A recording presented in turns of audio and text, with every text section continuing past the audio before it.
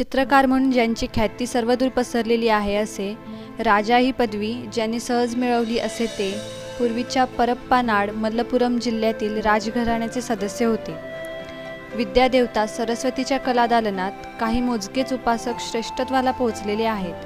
त्यापैकी एक आहेत राजा रविवर्मा. जन्म 19 एप्रिल 1848 व मृत्यू 2 ऑक्टोबर 1906 मध्ये झाला.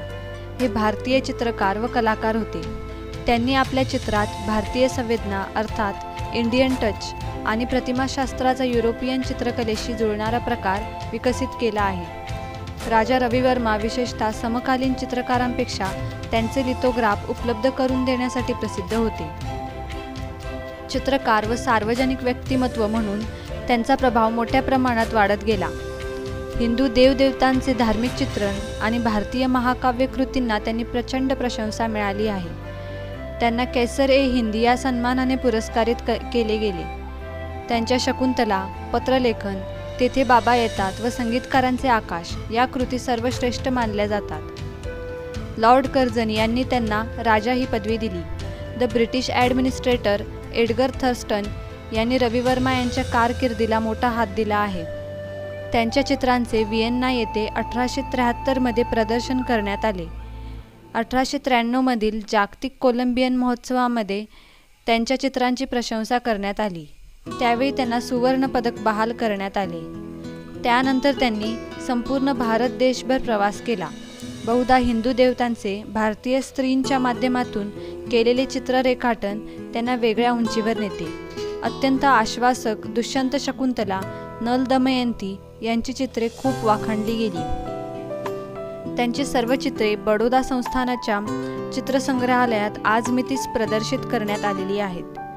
त्यांच्यावर अधिक भावनाविवश व अंगप्रदर्शन केल्याचा ठपका ठेवला जातो, परंतु ही चित्रशैली भारतीयांनाच खूप भावल्याचे दिसून येते. त्यांनी प्रथम 1894 मध्ये घाटकोपर मुंबई येथे चित्रप्रेस व नंतर लोणावळा येथे 1899 मध्ये लिथोग्राफ ओलिओग्राफ सुरू केल्या. त्यांची तैलचित्रे इतकी प्रसिद्धीला पावली की त्यांच्या 1906च्या मृत्यूनंतरही हजारोनी चित्रे मुद्रित करण्यात आली. तत्कालीन दर्शकांपैकी कोणीतरी म्हटले आहे की अगर राजा रविवर्मा न होते तो हमें हमारे देवी देवताओं की तस्वीरें न मिलती. आज घडीला रविवर्मांनी रेखाटलेल्या जीवनशैली व वेशभूषा दिसत नाहीत, पण जेव्हा ती जीवनशैली किंवा वेशभूषा क्वचित कधी पाहिली तर असे बोलून जातात की किती सुंदर व्यक्ती आहे, अगदी राजा रविवर्मांच्या कॅनव्हासमधून बाहेर आलेली.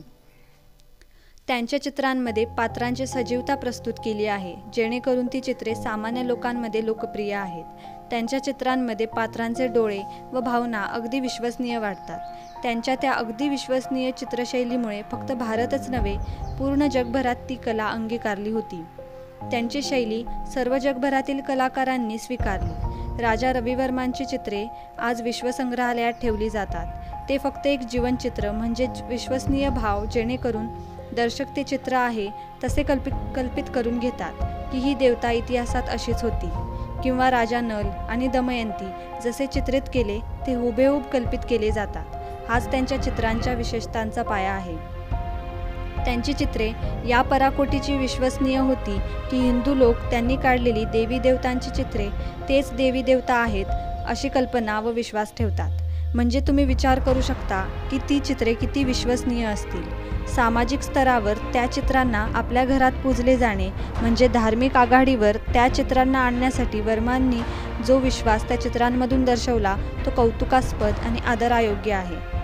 चित्र रेखाटताना त्यांना जो स्वतःच्या हातांवर, डोळ्यांवर व मनावर जो विश्वास होता की हे चित्र जिवंत आणि विश्वसनीय वाटेलच, तो वाखाणण्याजोगा आहे, जो आजतागायत विश्वसंग्रहालयात कलाकारांच्या मनात, लोकांच्या विश्वासात पाय रोवून उभा आहे आणि कितीतरी शतके उभा राहील. नक्कीच त्यांच्या त्या विश्वसनीय धाटणीमुळे वर्माजी कलाकारांच्या पंक्तीत उच्च मानबिंदूप्रमाणे जेते पदावर राहतील.